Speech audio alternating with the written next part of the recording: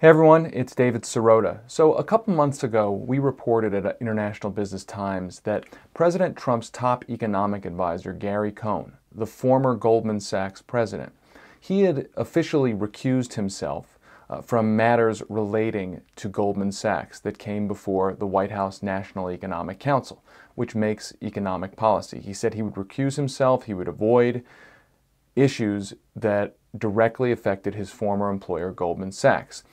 We reported a few months ago that Goldman Sachs had expressed its interest in SEC documents in investing in and buying up the kinds of public assets, infrastructure, roads, bridges, and the like, that Goldman Sachs wanted to buy up those assets as part of its investment strategy at the same time that Cohn's National Economic Council has been spearheading a plan to privatize American infrastructure. Well, fast forward a few months later, and federal lobbying documents that we've just reviewed show that while Goldman Sachs has not been lobbying Gary Cohn's National Economic Council, a couple of Goldman Sachs lobbying groups have been lobbying the National Economic Council. A couple of these groups, these lobbying groups that Goldman Sachs is linked to, have been lobbying the National Economic Council that Goldman Sachs' former president is heading up for the Trump administration.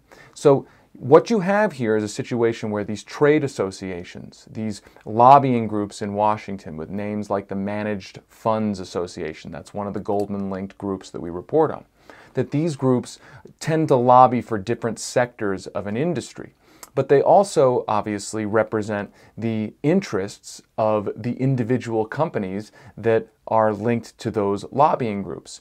So what you have here is a situation where Goldman Sachs may not be actually lobbying their former employee, Gary Cohn, but where Goldman Sachs is a part of a lobbying group that is lobbying Gary Cohn's National Economic Council at a time when the White House has said that Cohn will recuse himself from any Goldman-related issue. Now, we contacted the White House and they refused to explicitly answer the question of whether Cohn had recused himself from the issues that the Goldman-linked lobbying groups were lobbying his counsel on. They didn't answer that question specifically.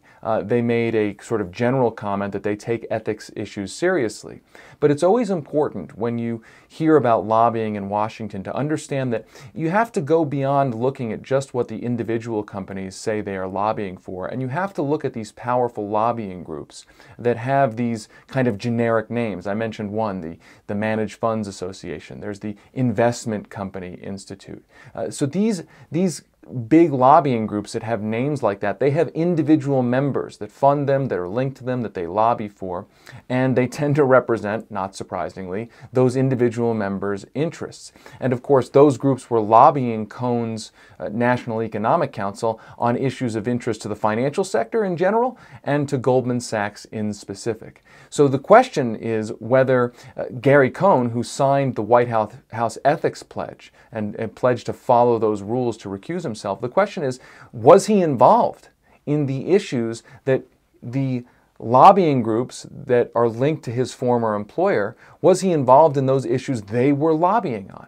And what does that say, if he was, about whether the Trump ethics pledge is being taken seriously inside the White House? Now, I know some people will say, well, they're not surprised by potential conflicts of interests and the appearances of conflicts of interest, but these ethics rules exist for a reason.